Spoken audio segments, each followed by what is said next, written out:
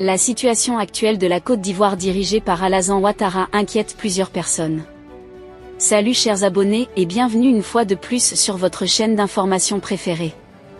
Aujourd'hui, nous allons faire un tour du côté de la Côte d'Ivoire où l'on note en ce jour le retour en puissance de la Cour pénale internationale, mais cette fois-ci, dans le camp du président de la République, son Excellence Alassane Dramane Ouattara.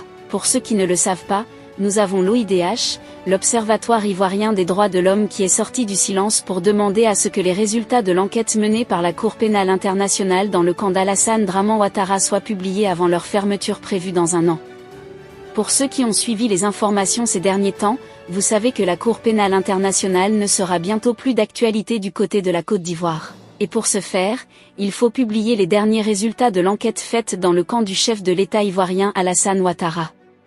Du côté de la Cour pénale internationale, 2 procès avaient été ouverts, notamment dans le camp de l'ancien président ivoirien Laurent Gbagbo et celui du camp du chef de l'État actuel Alassane Ouattara.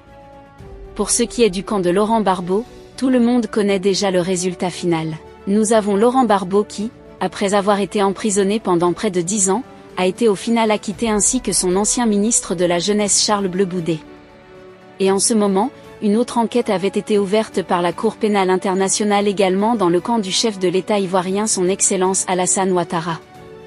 Mais jusqu'à présent, les résultats de cette enquête n'ont pas été officiellement publiés. Aujourd'hui, nous avons l'OIDH qui réclame à ce que ces résultats soient publiés avant la fermeture de la mission de la Cour pénale internationale du côté de la Côte d'Ivoire, chose qui sera certainement faite dans les jours voire les mois à venir. Une information qui pourrait être véritablement très dure pour le gouvernement en place car cela se soldera certainement par des arrestations dans le camp du chef de l'État Alassane Ouattara. Si dans le camp de Laurent Gbagbo cela a été en quelque sorte un non-lieu vu que Laurent Gbagbo a été acquitté, cela veut dire que les responsables de la crise post-électorale de 2010 à 2011 se trouvent certainement dans le camp opposé dont celui de Alassane Ouattara.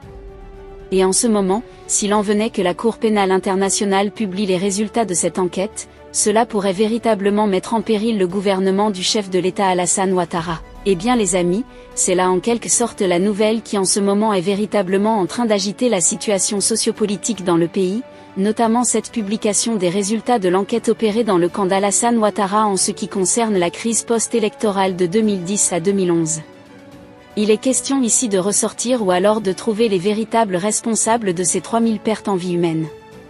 Donc en ce moment, c'est véritablement en train de faire beaucoup de bruit et l'on attend vivement la publication de ces résultats. Donc certaines personnes pensent que si l'on n'a pas trouvé les véritables fautifs dans le camp de Laurent Gbagbo, il serait certainement possible que l'on les trouve plutôt dans le camp d'Alassane Ouattara, car il faut trouver les véritables responsables de tous ces dégâts causés, notamment durant cette période de crise post-électorale.